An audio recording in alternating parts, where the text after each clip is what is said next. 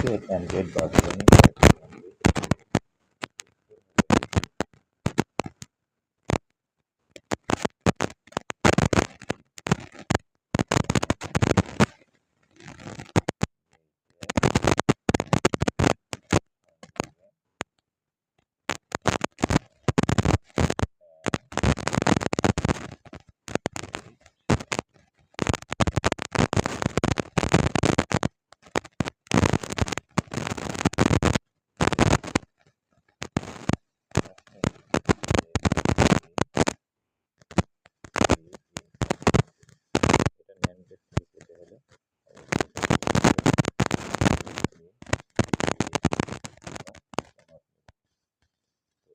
আমরা চিত্রের মাধ্যমে দেখাই।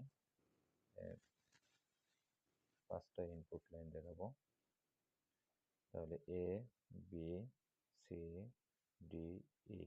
এটা হলো একটা ন্যান্ড গেট। এই ন্যান্ড গেটের আউটপুটকে যদি আরেকটা ন্যান্ড গেটের ভিতরে দেওয়া হয় তাহলে A, B, C, D, E double not হয়।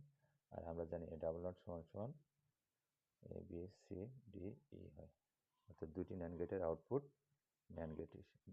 দুটি ন্যান্ড গেটের আউটপুট যেটা পাওয়া যাচ্ছে সেটা হলো অ্যান্ড গেট হিসেবে কাজ করছে। তাহলে 5টি ইনপুটের অ্যান্ড গেট বাস্তবায়নে দুটি ন্যান্ড গেট প্রয়োজন।